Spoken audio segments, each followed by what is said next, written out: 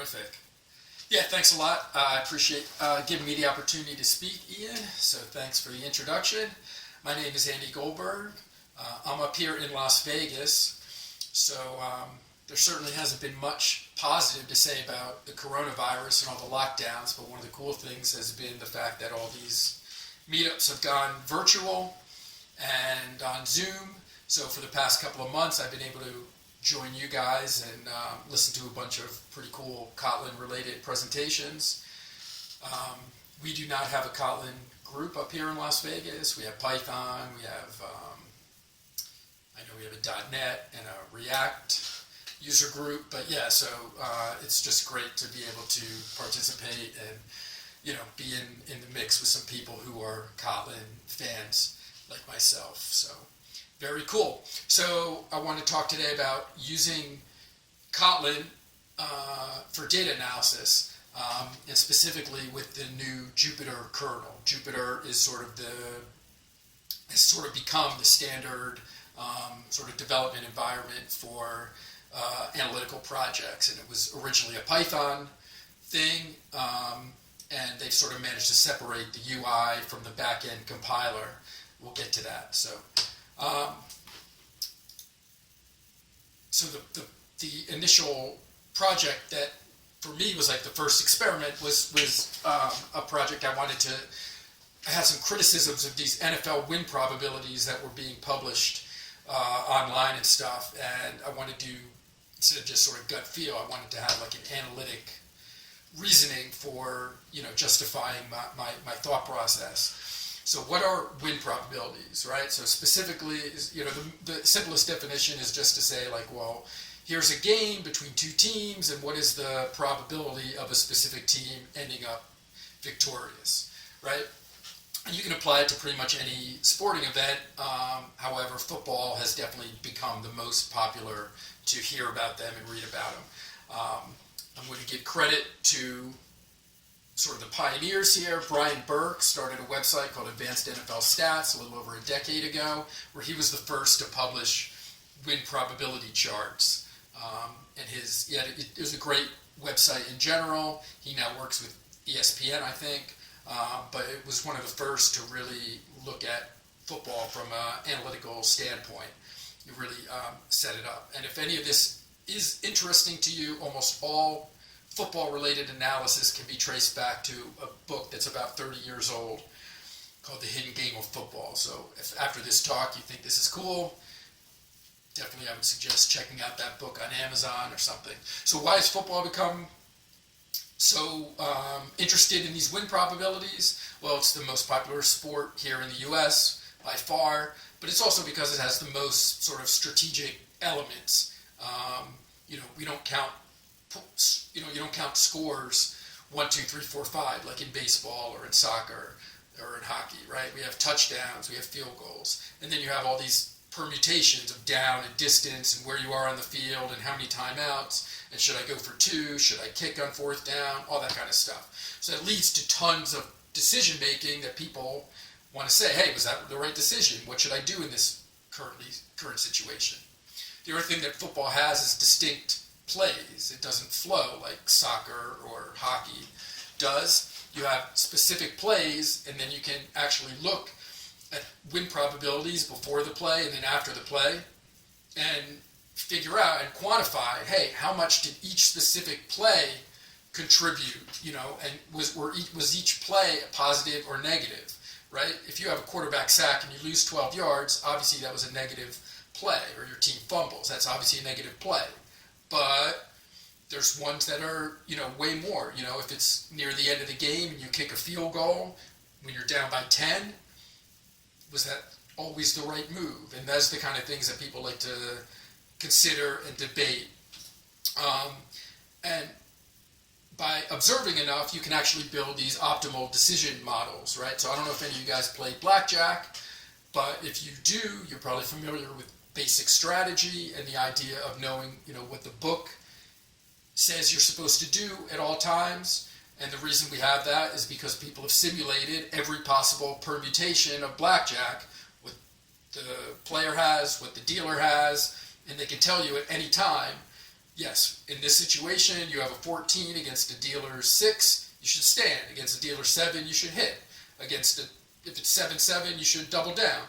All that kind of stuff. So, in the same vein, we can look at the results of making all these decisions over and over again and combine them with the win models and be able to go into the game already having knowledge of what we should be doing in lots of different situations.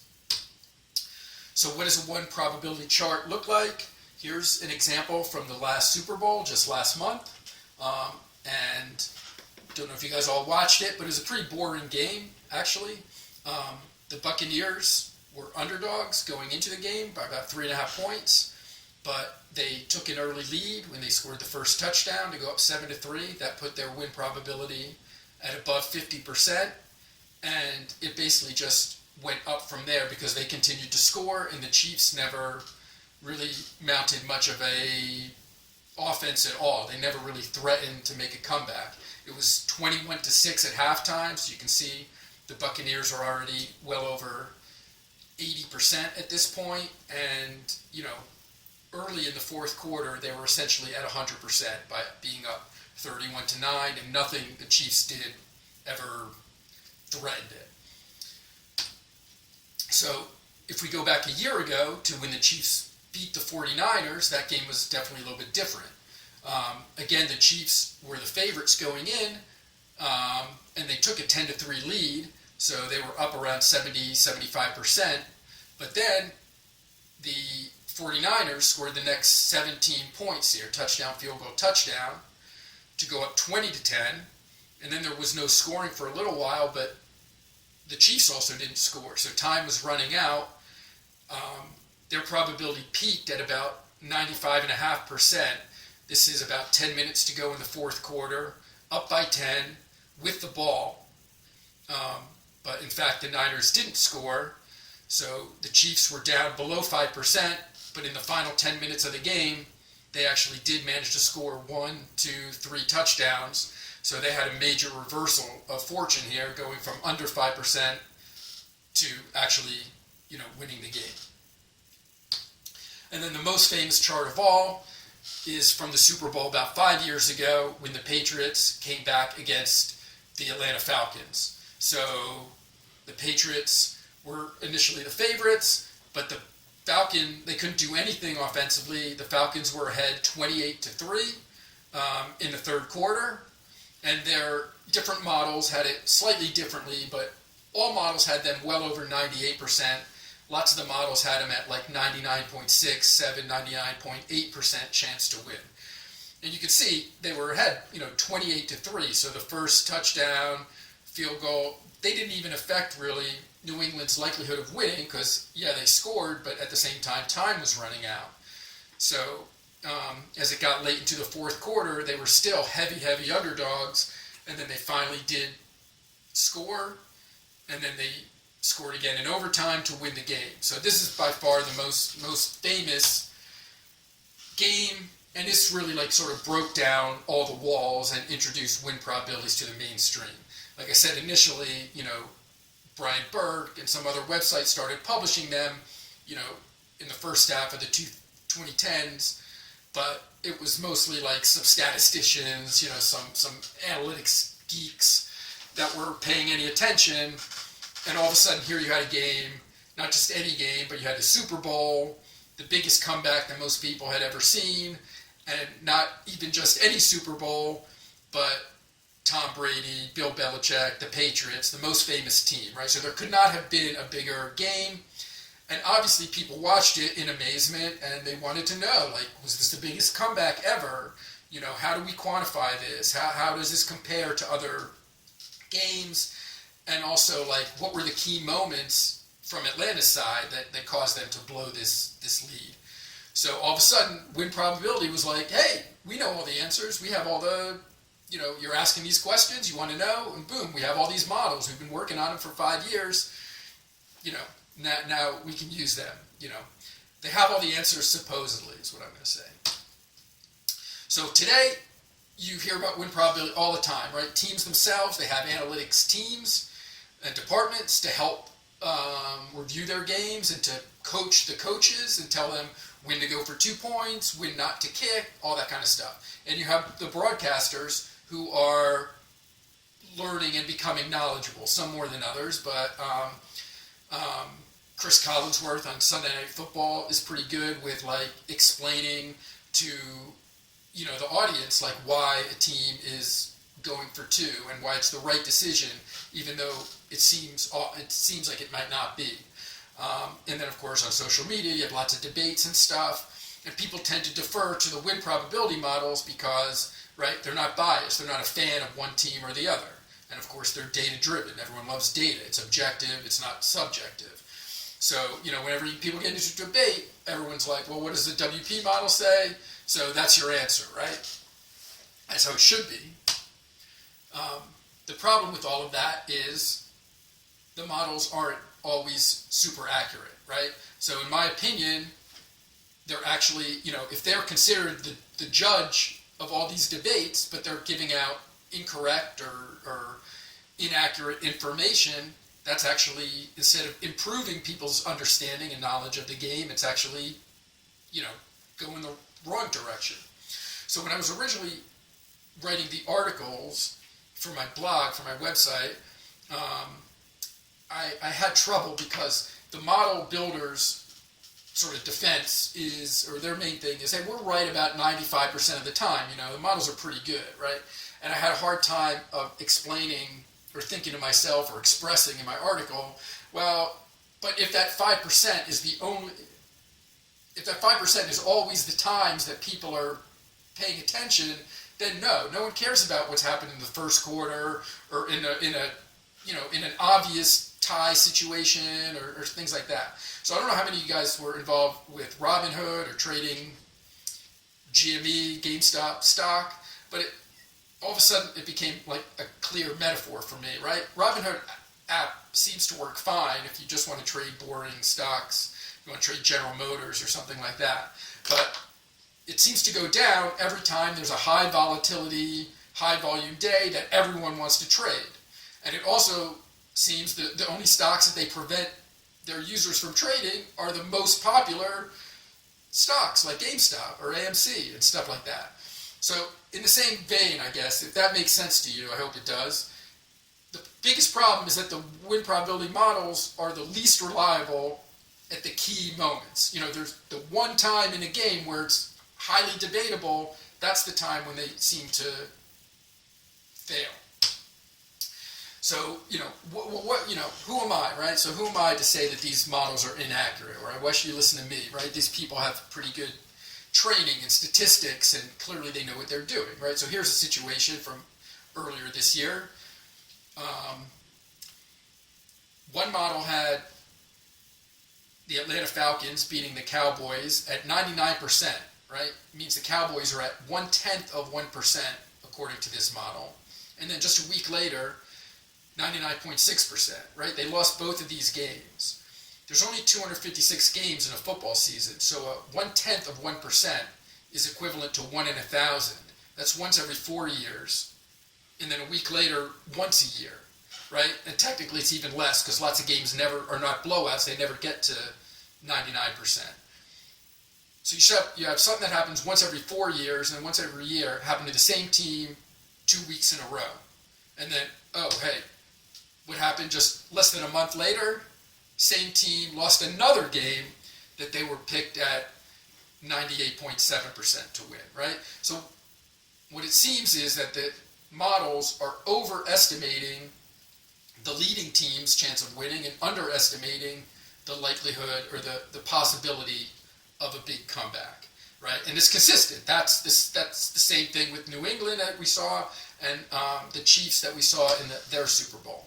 So, that's regular season games, but we already talked about these first 2 Super Bowls. You also had New England beating Seattle.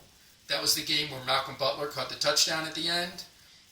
That's not the point that the Patriots were at their lowest point. They were actually down by 10, about 11 minutes to go in the fourth quarter, and the win probability models had them at about 3%, but they did come back and win. And the Giants, about 10 years ago, this isn't as severe, only 20%, but they did come back and win that game as well. So just in the past 10 years, you have 4 highly unlikely comebacks that these win probability models would say, no way, it can't happen. And then also the Chiefs last year, if you remember their playoff run, they trailed in all 3 of the games.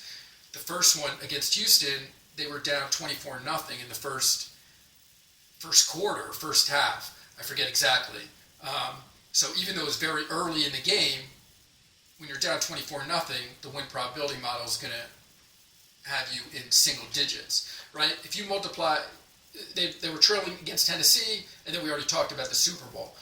So that's 750 to 1 if you multiply the chances of coming back from all of those.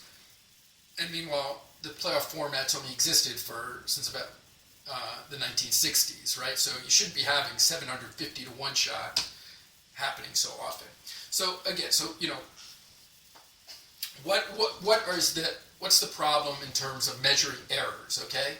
And again, if the game is close, if you're talking in the 50s, 60s, 70s, say a 3% margin of error, doesn't affect things all that much, right?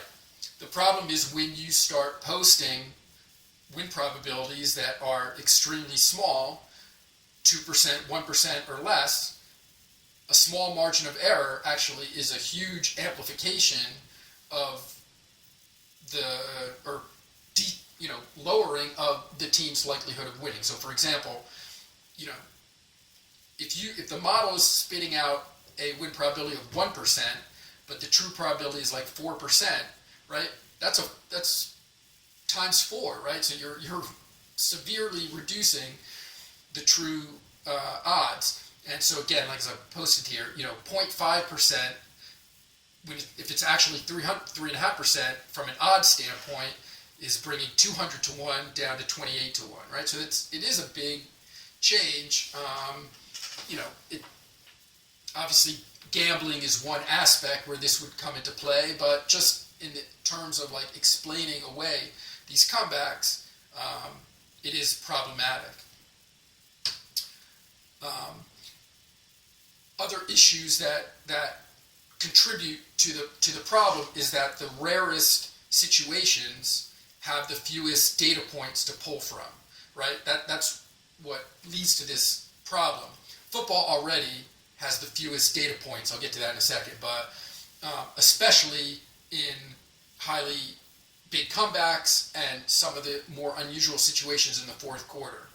So if you have direct observations, that is your best source of producing win probabilities. Otherwise, you have to extrapolate.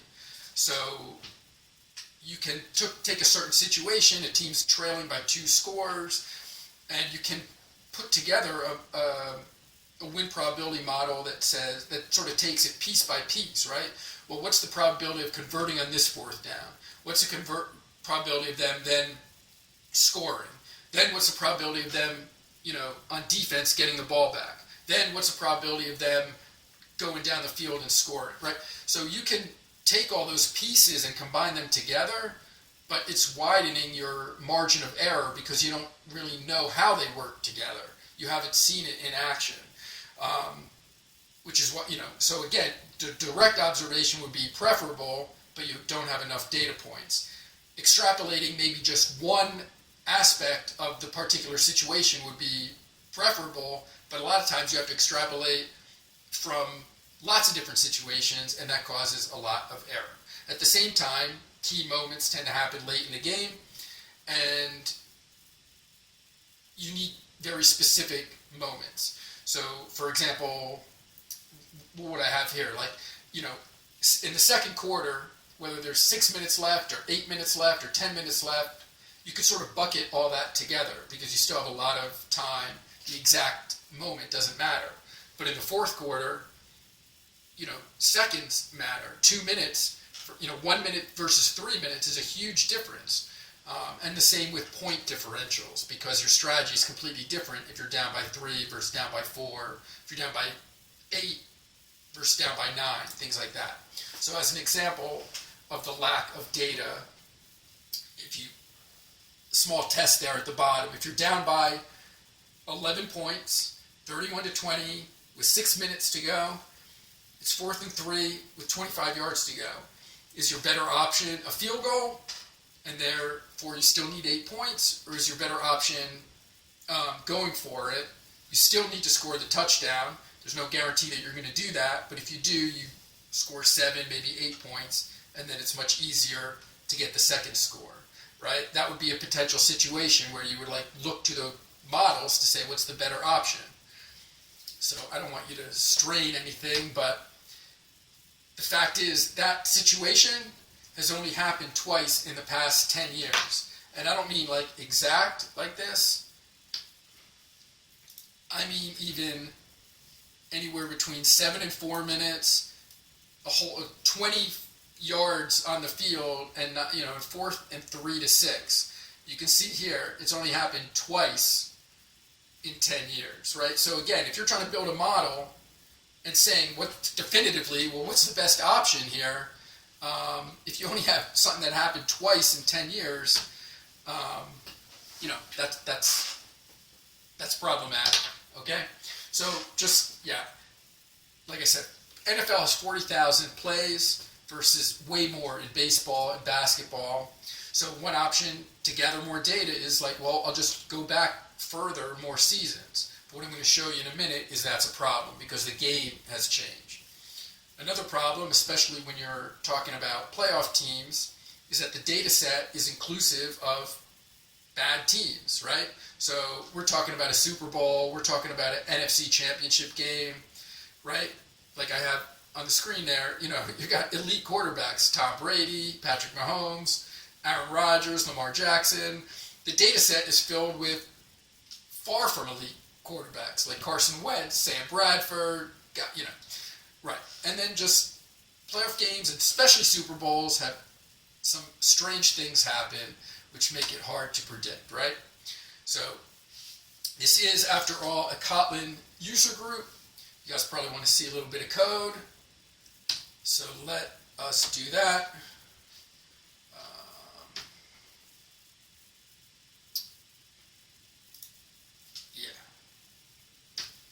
Gotcha. Okay, so this is the Jupyter notebook format. It runs in a browser.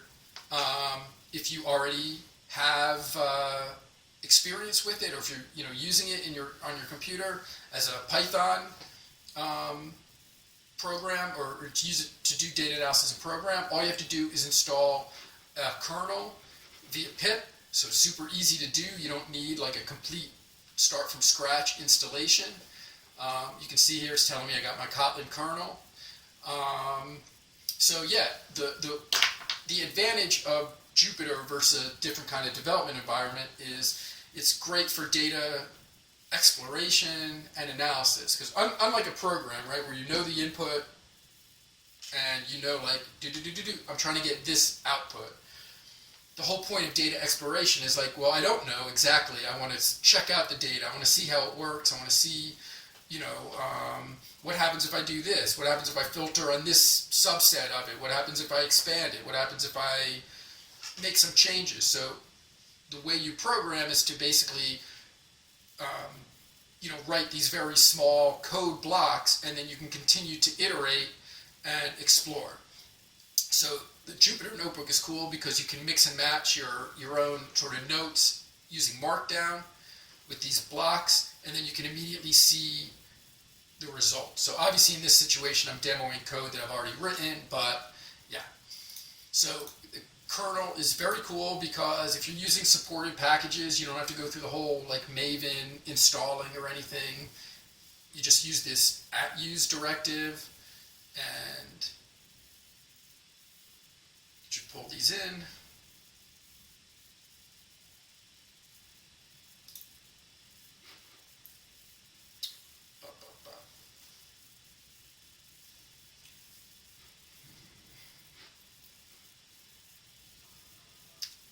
Doesn't want to pull in.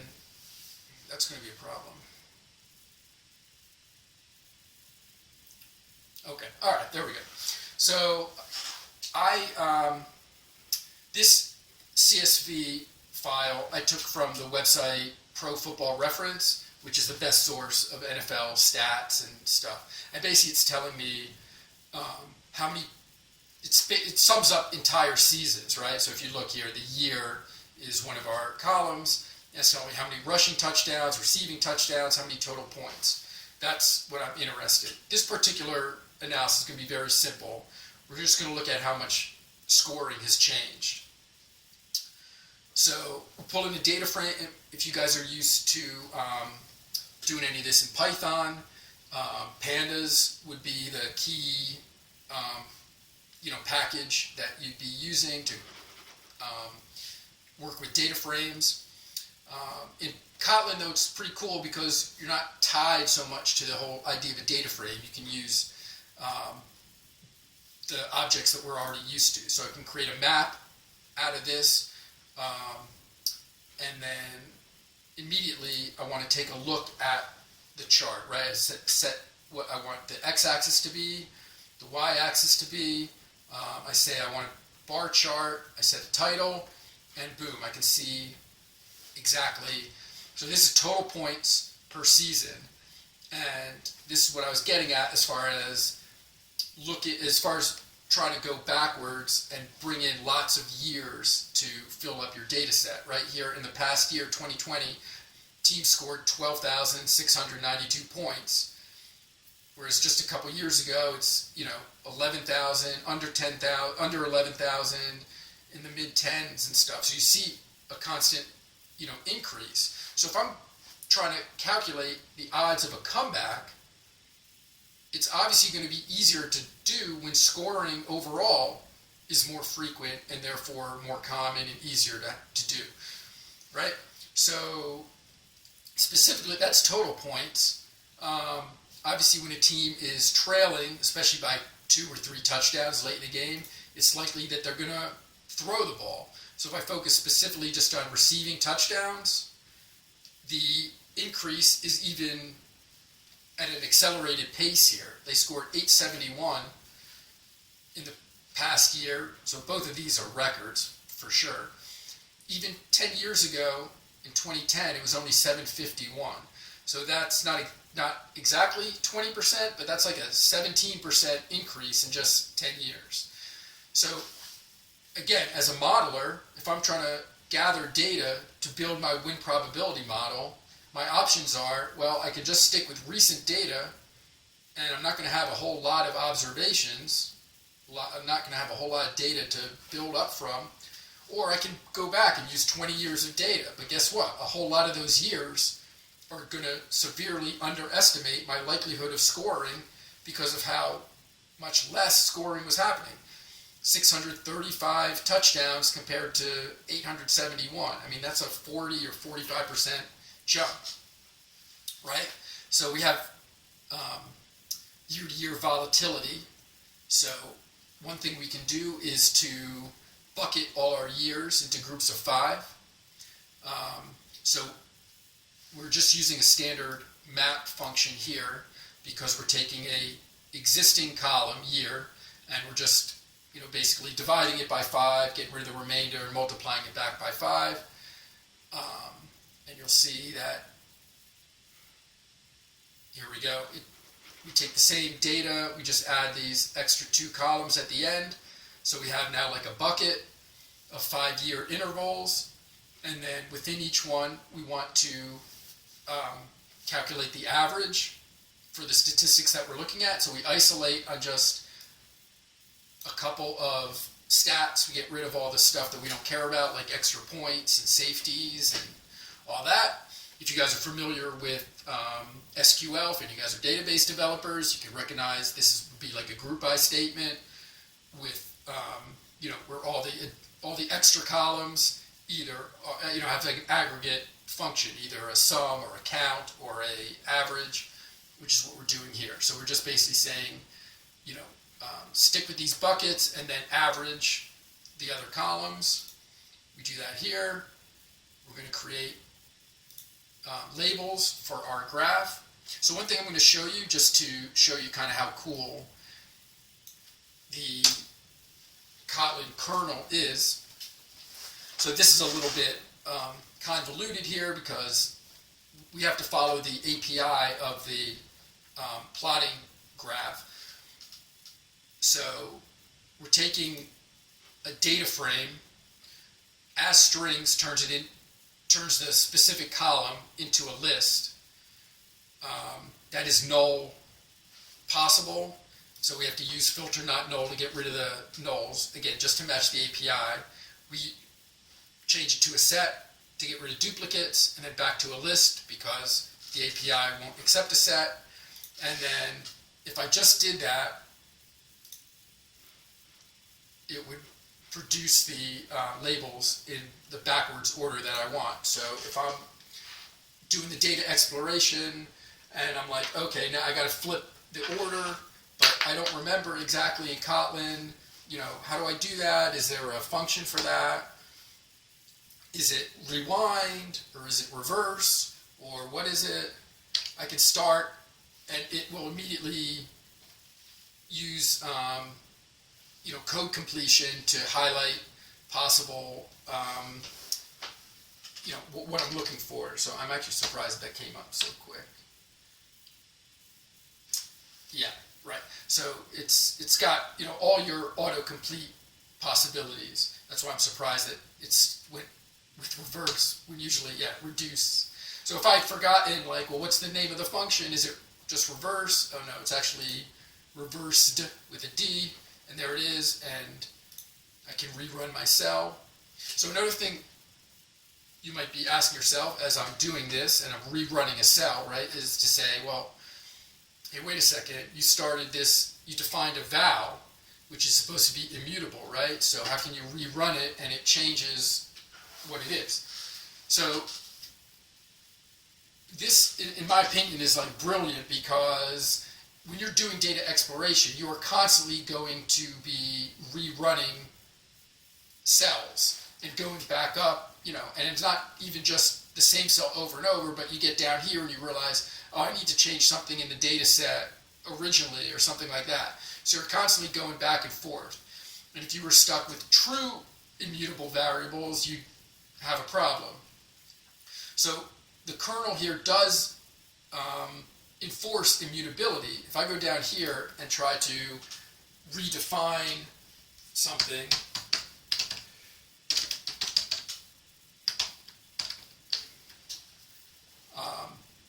before I even run this cell, it's already telling me, it's underlining and telling me you can't reassign a val, right? And if I do try to run it, obviously it tells me that. So it is aware of immutability and all that stuff. And the same thing with the list itself. It knows the difference between standard, immutable, and all that. So it gives you the flexibility to constantly modify your code that you need to do, but it also respects. So it kind of has the best of both worlds. And again, with the autocomplete, unless I've been using Python incorrectly for the past half a decade or so, I don't believe that the Python kernel has any autocomplete functionality. So those are two areas where Kotlin kind of improves upon the standard set by Python. So let me just finish this off and say, now if we look at the average points bucketed, it's even, you don't have that volatility. You can see the differences very easy. This cell saves it. I don't need to save it because I've already done it.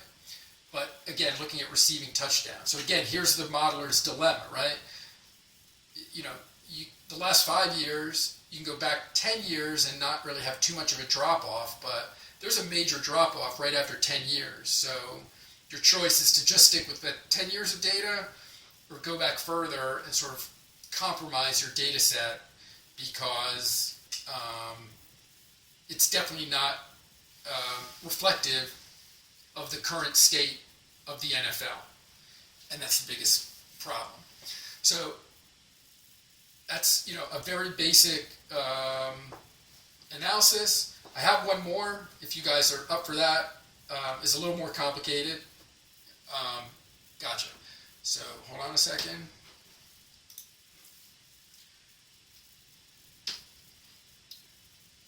Yeah, got it. You guys can see this screen as well.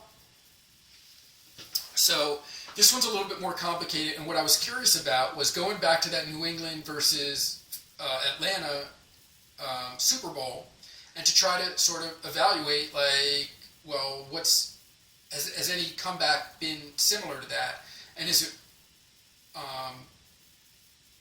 does the data sort of justify the extreme high probability for the Falcons and extreme low probability for the Patriots, right? So in this case, I wasn't so lucky. I'm not able just to use the @use. I have to actually, put the Maven addresses, and actually do some importing here, but okay, no big deal. It's not too tricky.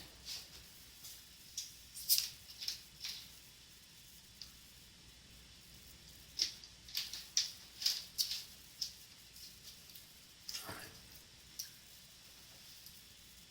It usually takes a couple seconds, but the last one too took longer than I was anticipating. Okay, there we go.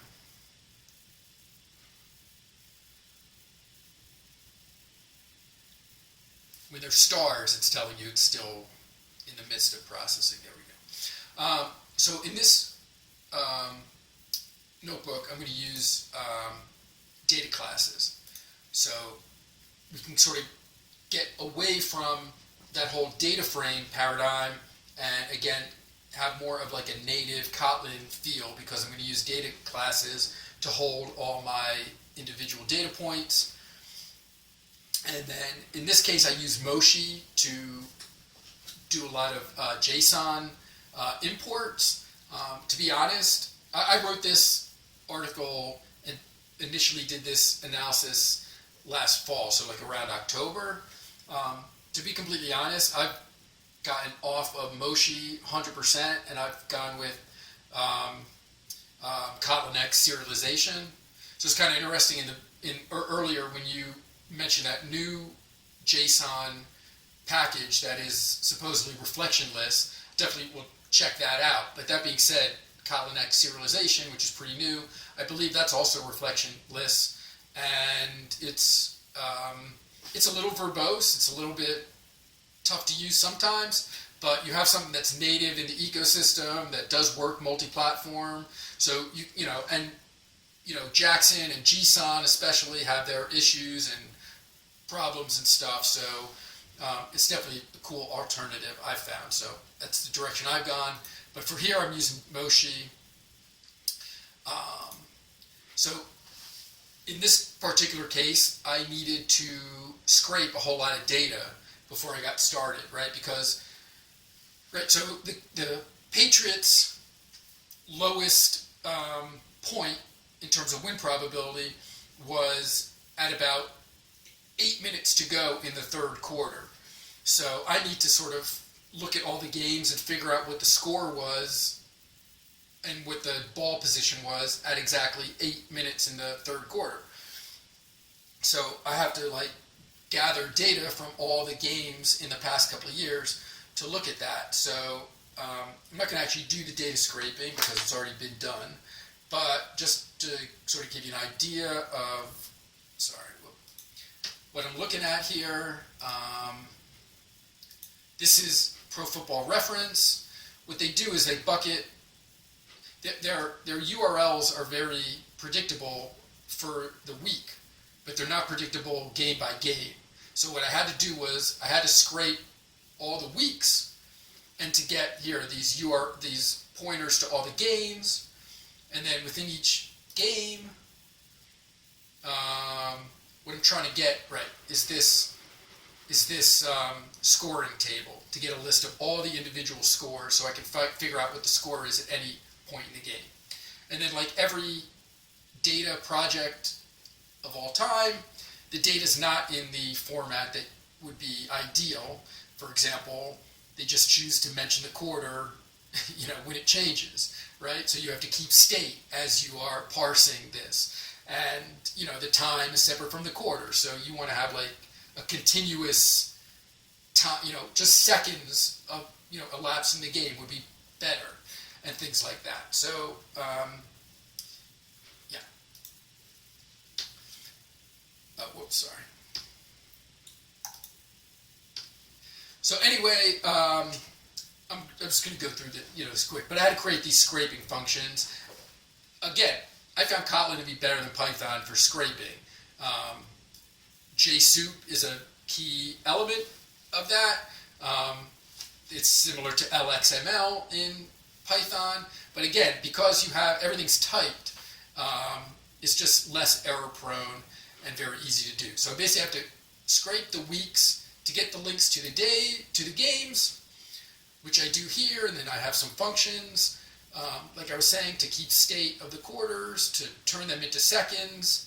Here's where I populate my data class of plays, and then my data class of games, which contain a list of plays, scoring plays, and then I'll also just point out that I use coroutines, so I got multiple threads all doing it at once, all of which was relatively, were easy to do. And then I want to get a list of all the teams' records, right? So I'm going to look at 5 years of data here. So far, all I've done is define stuff. I defined my data classes, I defined my JSON adapters, I've defined my scraping functions, and then here's where I actually do it. And of course, I'm starting off with first see if you have it already saved as a file, which I do. So it's pulling in my data. And then, so here's where I'm going to start looking at the data. How many games do I have? 256 times 5 years is 1280 plus some playoff games, so that looks right. 32 teams times 5 years, that's correct. What does a game look like? It's a list of scoring plays, as you can see here. I don't have to pick the first one, I could pick a random one. And so, again, as you are building a model, you have to you want to validate everything step by step. You don't want to get all the way to the bottom and find out you made a mistake in the first cell. So that's the whole point. This is another class that contains all my functions going forward. Is this game going to qualify for being similar to that Super Bowl? Did the team that was ahead win? It's a little bit convoluted, I admit that. This isn't my best programming code, but essentially it works. So what I'm trying to do is take the last 5 seasons, I pulled in 1,300 something games from above. How many games are similar in the sense that they have a score of between 23 and 26 point lead within these seconds, which represents 9 to 6 minutes left, and we find out there's 78 games. So that's interesting. How many of those games did the leading team win? 77. Well, we kind of already know which game was not that. New England Patriots trailed but came back to win. All right. So now I'm getting back to the analysis part. This is the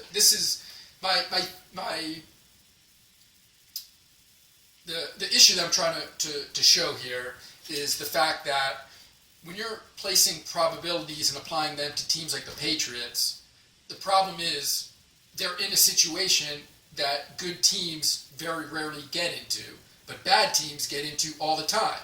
So when you're doing these calculations, your data is almost all populated with terrible teams, not playoff caliber teams. So this is a list of all the wins, the total season wins of the teams that qualified in the 78 games. And their average win is only 6.3 as opposed to 8 games, which is the average number of wins in a regular season. So they're almost 2 full games worse than average. And then here is a graph of that, right? Here's 8, which, there's 16 games in a season. So obviously a 500 team is 8 and 8, and you can see, there's a lot more weight on the left. We do have a couple, 10, 11, 12, 13 win teams, but obviously way more on the left side, right? So I'm just going to, this is quick, but the other part is even these 10 observations, 5, 6, 7, 8, 9, 10, aren't all valid, because if people understand football, they know that sometimes in week 17, teams rest their starters, like New Orleans Saints did. I've already done the looking it up and stuff. And a lot of these are week 19, week 20, 21, are playoff games where it's elite versus elite, which gives a team, I won't say an excuse, but a little bit of an excuse. So if we sort of further winnow down our group of games, the average wins is only 6.1 wins per season, right? This is a map, total possible number of wins per season, 0 through 16, and how many instances. And then I'm going to graph that. This is all the teams of the whole league, right? So again, 8 and 8 is the average. It's kind of interesting that it's, even though 8 is the mean or the average number of teams and the median, that it's much more common for a team to either go 7 and 9 or 9 and 7, but that's for a different analysis. This is a map of the teams.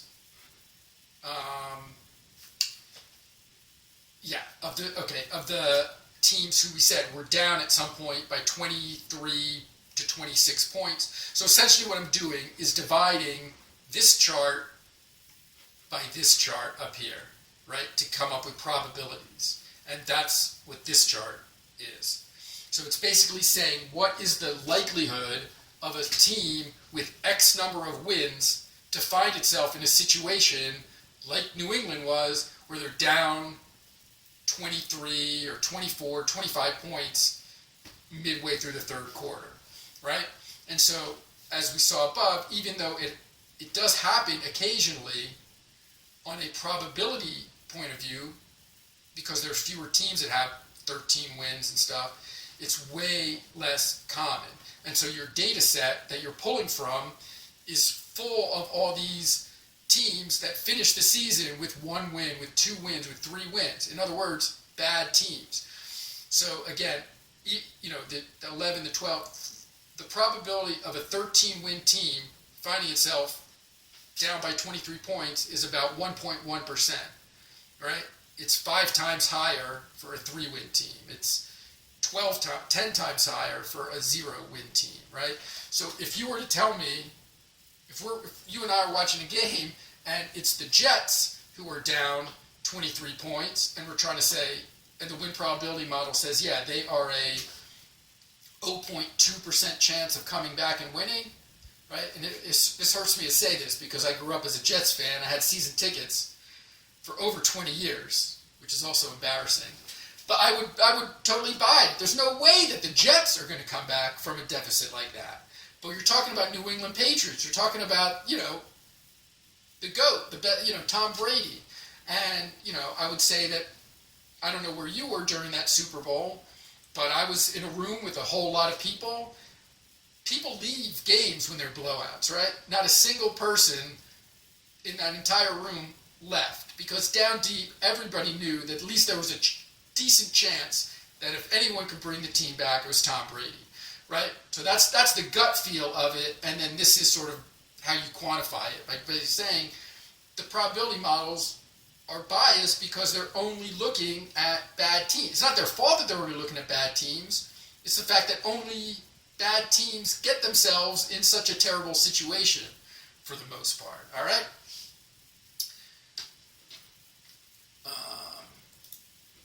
All right, so we're almost done here. So let me just say, as far as using the Jupyter kernel itself, I sort of already mentioned some stuff. I love the autocomplete. The %use directive is very cool when it works. I found, unfortunately, even some stuff that claims it's supported doesn't work. Like I used Fuel as my client for doing the data scraping, which is supposedly supported, but it didn't seem to work. I also talked about the val being immutable but also flexible, which is terrific, and super easy to get started. Obviously, it's going to be a little bit more if you have never used Jupyter or never used Python before, but if you do have an existing installation, it is super simple to get going and get started. The packages themselves do need some work, right? Kernel is sort of the equivalent of pandas in Python, and it definitely does not have an equivalent API. Let's Plot is like ggplot in R, or Seaborn maybe, or Plot9, some Python. ggplot in R is definitely the gold standard of plotting libraries, I think. It's not up to speed. There's no doubt about that. And the documentation is kind of tough right now. The good thing that I looked at were both of these, and as a couple other libraries, all their GitHubs were all like updated just in the past few days. So at least it appears that they're active, and hopefully, that people are working on it, and hopefully, 6 months, a year, whatever, maybe they will reach parity with their counterparts in other languages. And then the other thing I thought was interesting was, I don't want to say necessarily that it's great, was I did find that in Kotlin, it was much easier to use the native formats and data classes and stuff that we're always used to. In Python, technically speaking, yes, you could use Python lists and dictionaries and even classes, but somehow, once you start using pandas and start using the data frame model, it's like you feel like tied to it, and it just doesn't feel natural switching. Whereas in Kotlin, I did feel like it was totally fine to sort of go in and out and to mix and match, right? Now the reason I say, so that part is good because you want to use stuff that you're familiar with. You don't want to be tied to just using data frames, and they have like a very unique API, which isn't always intuitive. The benefit, at least I know for Python, with using the data frame is that it's super fast because everything in it uses vector calculations and stuff, right? So you're talking about literally like 100 to 1 time multiplier speedups in terms of running large, data, analysis and stuff.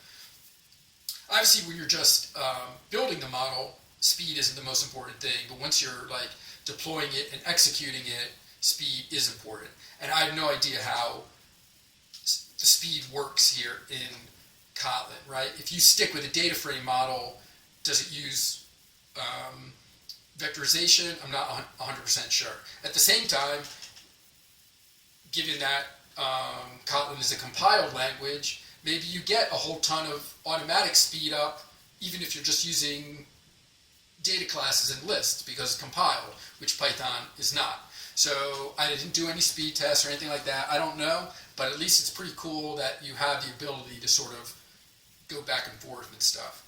So that was pretty cool. And then just a final word on win probabilities. I've been critical of them. I've been talking about what I don't like through this talk. Obviously, the guys that have worked on it have done enormous amounts of work to get to the level that they're at. I just sort of feel that they've, they're cooking a great dinner. They've just sort of taken it out of the oven a little bit early and given everyone a taste when it's just not yet there. So, a lot of stuff is open source. Not all, like the ESPN model. There's a couple proprietary models out there, but like a couple are open source. And I'm not the only one criticizing them. And certainly they're not listening to me. I have no voice in this sort of community, but other people have brought up, hey, wait a second, I'm not so sure that these probabilities are right. They do keep underestimating. Other, sources, this guy, Stats by Lopez, has a great website that I discovered while I was doing this analysis. There was an article posted on The Ringer this year, which came to similar conclusions. But like I said, I do think that they're sort of they're trying to post stuff that is more definitive than it really is. And an example of that was just in the NFC Championship game. If you remember, near the end of the game, the Packers were down by 8 points. They had 4th and 8 from the 8-yard line, and they chose to kick, which was a very surprising thing, because that meant that they still would have to get the ball back from Tom Brady with 2 minutes left and score a touchdown. And initially, most of the models that existed suggested that while almost all football fans were saying that's a terrible decision, these models were pretty much saying, no, it's actually not. It's like 50-50. It's really not a bad decision. It has about the same win probability either way. So you really shouldn't get on the coach, right? But then some other people came in and said, no, I don't think that's right. And all of a sudden the modelers came back like a day or two later and they said, you know what, well, they came up with lots of different excuses. There was a flaw here, or we didn't take this into account. And so they all basically ended up coming back and saying, no, that was a bad decision. They definitely should have gone for it on fourth down. Both situations were very unlikely, but instead of being like 10% versus 10%, it was more like 13% versus 10 or 9% win probability. So, 13 to 9, that's like a 40% difference. So it is significant. So, again, fortunately, when they do get embarrassed a little bit like that, it just gives them incentive to build and to improve upon the model. So again, it's an evolution, and hopefully things will improve. And that's about it. So I definitely appreciate you guys attending and listening through this whole thing. I know I went through a lot of the code quickly. And so if anyone has any questions, you can either go to the original articles, which are on my blog, and they have links to the Jupyter notebooks. They're read-only, the links, but you can copy all the code and run it yourself. Or I'm more than happy to talk to you offline and walk through it block by block or something like that. And if you want to see any parts of this presentation again, I just sort of made like a little shortcut link to do that. And any other communication, feel free to send me an email or hit me up, whatever. So, but I definitely appreciate Ian. Thank you for the opportunity, and thanks to you guys for listening. Yeah.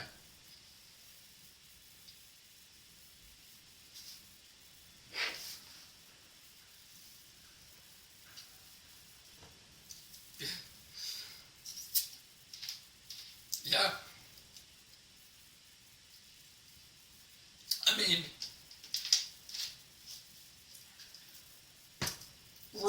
Right. So, I didn't really do it with an analysis, but I sort of talk about it in my article. If you really isolate, like I said, if you get rid of all those games where you're talking about the 3-win, the 4-win teams, and you really only focus on sort of playoff caliber teams, you look at the data set and you really only have something like teams were like 0-12 or 0-14, maybe 0-17 prior to that particular game.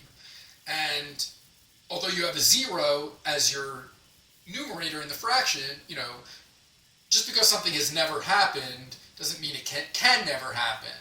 And so some math statistics, a quick estimator is what they call the rule of 3, where you basically put a 3 in as your numerator. So 3 out of, say, 17 or something would probably indicate more of a probability range of something like 0 to 15%, all the way up to maybe even 15%. So maybe a median of around like 7 to 8%. So, they were not as out of it as the models would indicate.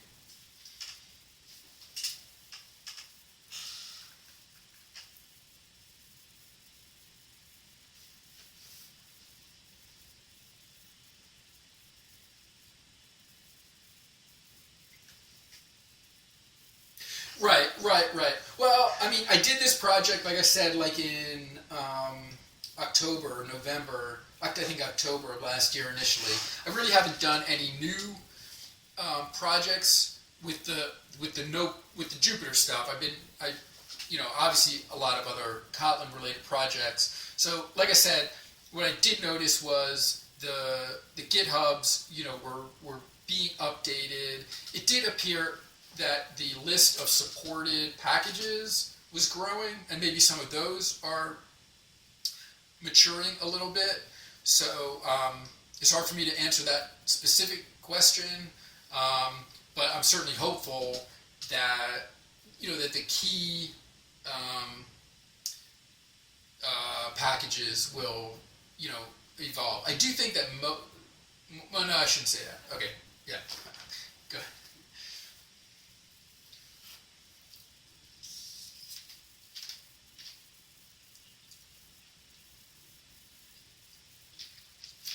Well, yeah. Yes, so Jupyter again is tends to be more for doing the initial analysis, the data exploration. So what you would do is you would take your finished code, for example. Well, like in my case, I'm sort of reaching a conclusion, right? Of like, here's why the model isn't good. But if I was building the model itself, right, you would take this code. You can basically download the code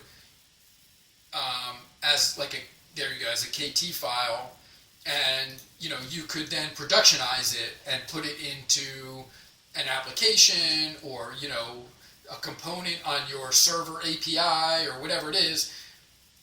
Yeah, exactly, right, and feed it new data and all that kind of stuff. So that's essentially what the modelers themselves have done with by producing their probability charts and the individual like fourth down decision makers, so that way they can just put, well, what's the current input, and it'll automatically like spit out go for it or kick kind of thing. So yeah, the idea is to use, and this isn't just Kotlin, this is how it works in Python as well. It's like you use the notebook because you're doing lots of iteration and all that kind of stuff, and then you move the code to an application or a server or something like that. Yeah.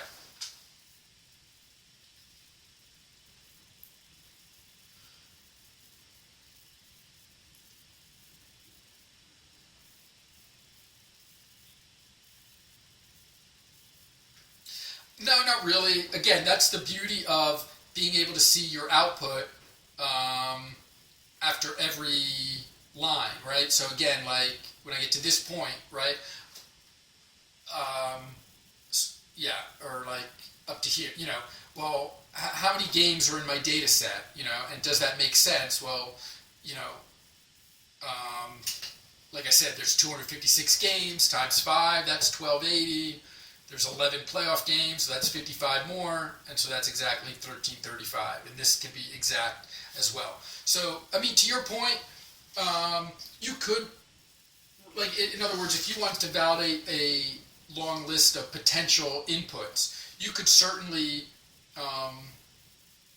functionize some of this. And like in this model, not the first one, but this model, I have a lot of functions inside sort of my analysis class. You could certainly, I guess, write a unit test at the bottom here and like say, here's a whole list of inputs, and then, run it as a function, show me what all the outputs are, and I guess you'd have to manually validate them, but yeah, you can do all that, exactly, right.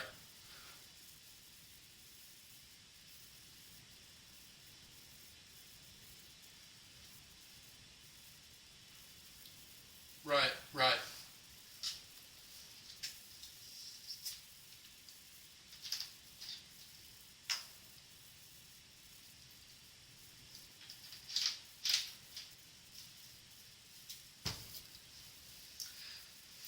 I'm aware of it, but that's basically it. I think I'm aware of it because here's the site for the kernel itself, and here's like a list of all those supported libraries, and I think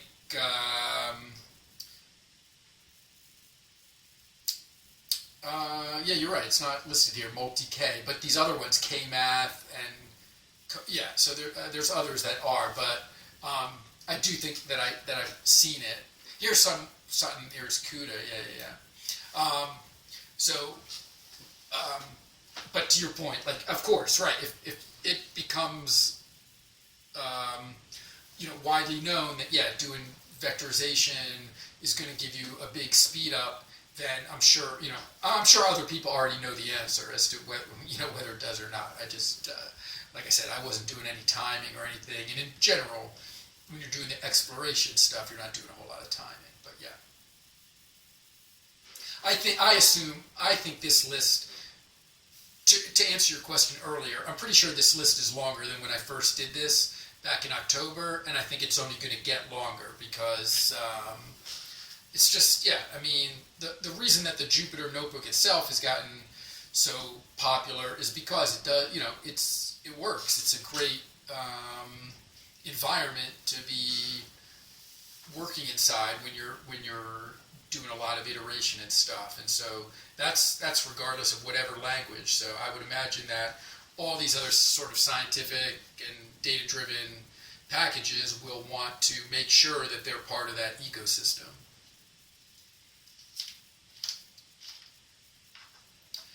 Yes, I believe. Right. I mean, it's a little unfortunate because again, when you're coming from Python, which is what most people probably are, and using the notebook, I would imagine that 80 to 90% plus of people who are going to come over are going to immediately say, well, what's the pandas equivalent? And so it would be nice if this package, more than any of the others, was like fully developed, was not just sort of a halfway type of thing, because that would probably be the biggest driver of people to come over. Or the opposite, the fact that it's not, say, feature complete is probably the biggest hesitancy to get people to switch. So this other one up here I did notice quick is data frame is similar, so maybe the fact that there's two will help. Sorry, yeah. I did not use Smile at all. No, I used what you saw me use there, which in this case was just. In fact, there was actually nothing specific to the stuff was like fuel to do my data scraping and coroutines to do that, and JSoup for the scraping and Moshi for the JSON stuff. So yeah, I did not use anything really fancy. All I was doing, from a mathematical point of view, were some averages and counts and stuff. So I didn't need to do anything scientific. Yeah.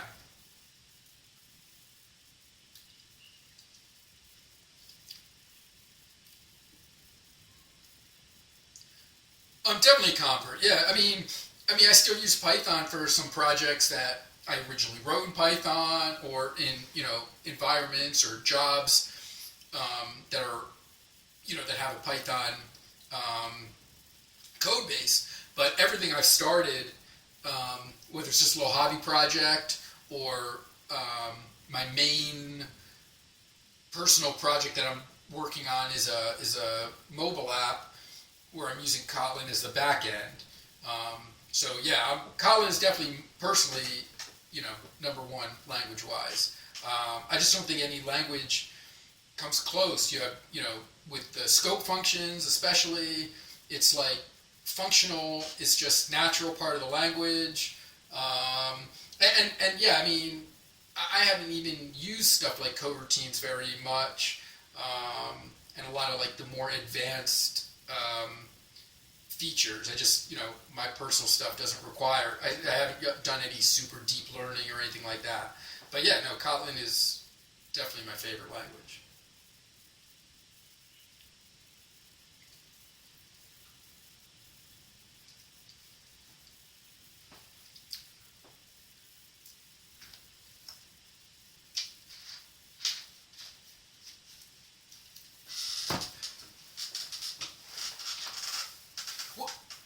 Well, again, so the win probability models are essentially plug and play, right? How much time is there? Where's the ball? What yard line? And then what's the down and distance? And what's the point differential? and that's again is why it's problematic, because it's going to come out spit out the same result whether you're talking about the Patriots or whether you're talking about the Jets, So that's what they can improve upon. They can add timeouts, which I saw one of the libraries said they were starting to incorporate timeouts, because obviously 1 minute left with 0 timeouts is a lot different than 1 minute left with 3 timeouts. But maybe what they will start to do is some level of, weighting and saying, well, based on the statistical performance of the quarterback or the team or whatever, we're going to give them higher weights or something like that to evolve the model.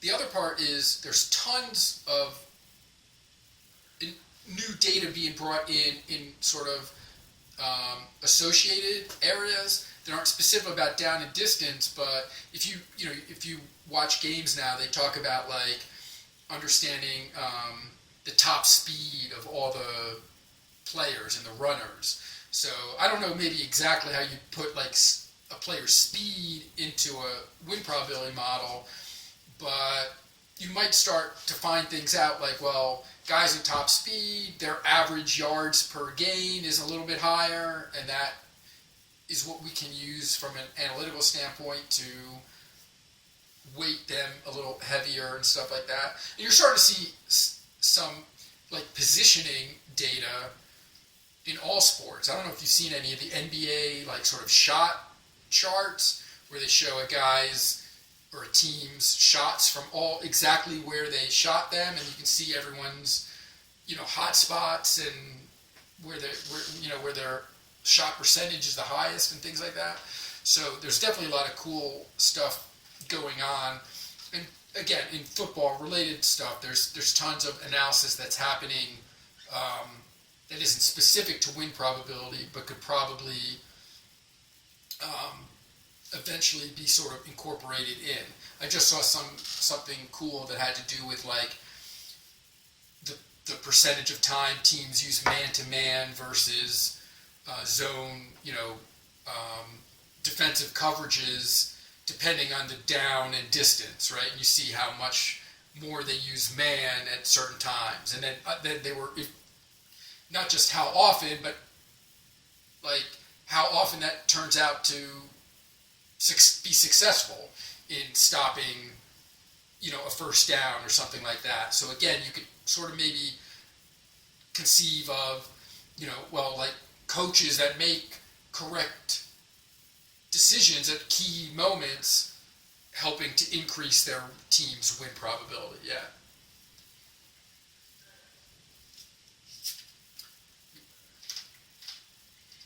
That's right.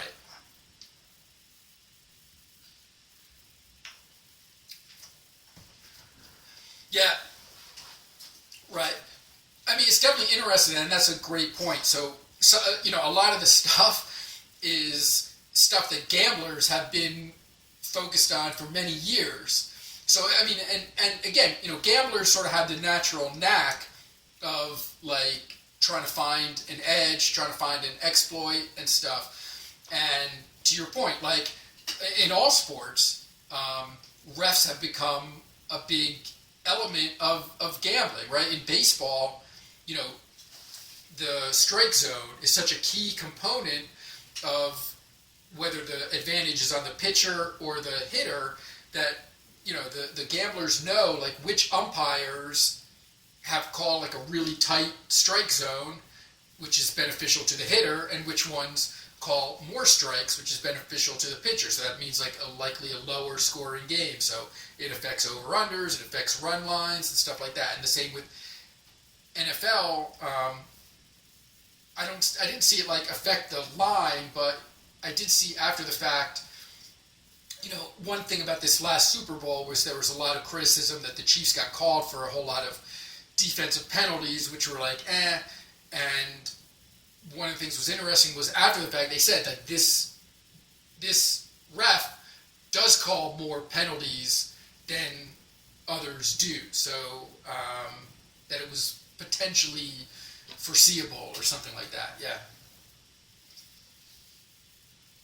Yeah, that's a great point.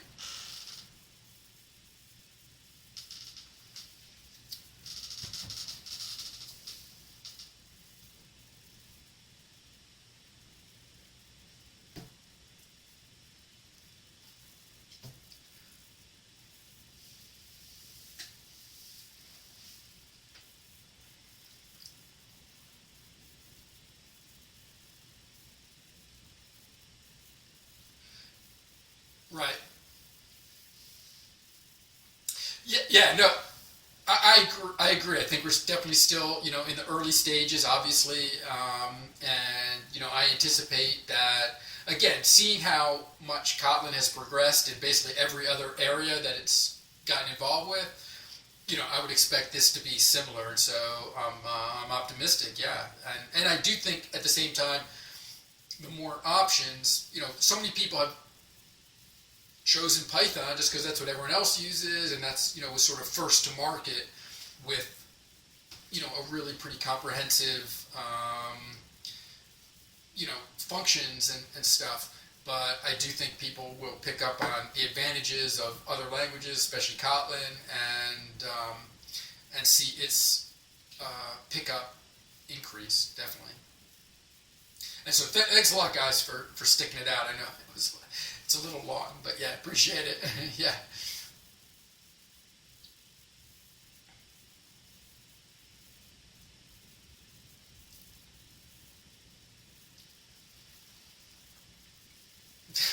Right.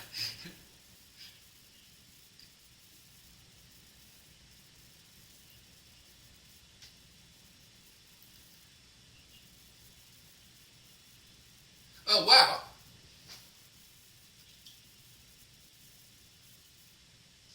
Yeah, I mean, it's funny because this was just sort of like sort of a side thing for me. Just because I was frustrated myself of watching all these games and seeing these probabilities and stuff, but I've certainly seen from afar these things like the MIT has their sports analytics conference every year, and so it's really become like a huge thing. Obviously, so were you involved in any of that? Did you, are you in this community?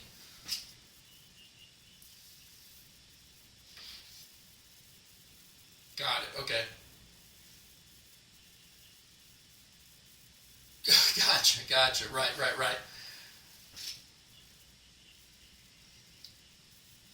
Right, right, right. Yeah, of course. That's how it always works, right? But yeah, I mean, this is big business now. I mean, this is like I said in one of the slides. Almost all teams have analytics staff or departments, and certainly there are other groups out there that are able to consult.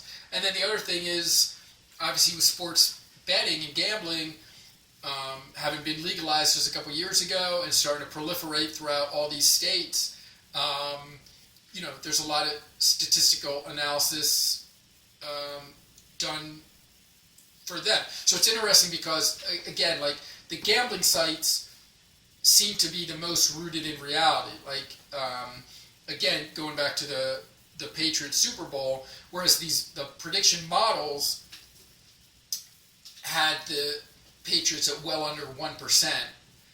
There were like all the gambling sites with the live betting never really had them at worse than say like 30 something to 50 to 1 odds. The equivalent would have been have them at one point at 400 to 1 odds to come back and win. Obviously, they did not do that,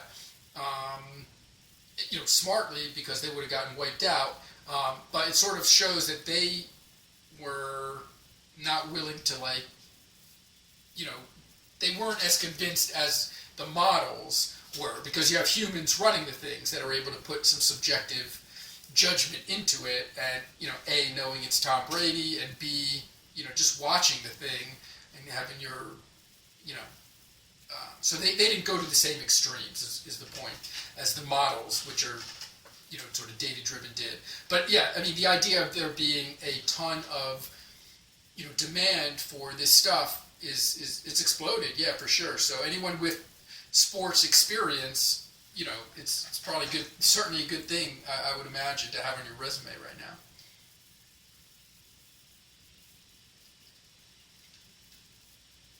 Are you a horse racing fan? Oh my gosh.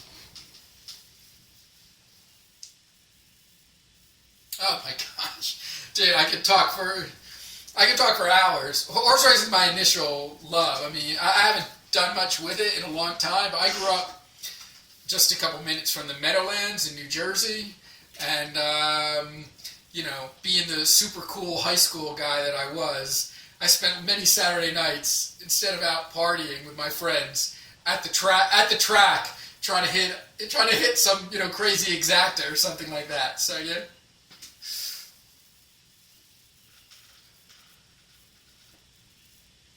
Absolutely, yeah.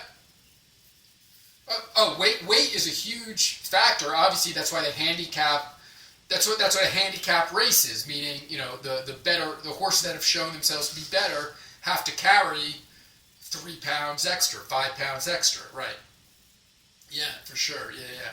Oh man, yeah, I could talk for hours. I used to it used to be all published in the newspaper, the race results. I used to literally, like, at lunchtime, sit there. I thought I had a system, and I still think it might work, but unfortunately, when I actually tried it out, I happened to get wiped out pretty quick. But I still thought I just picked bad days. Yeah, yeah, absolutely. Yeah, yeah.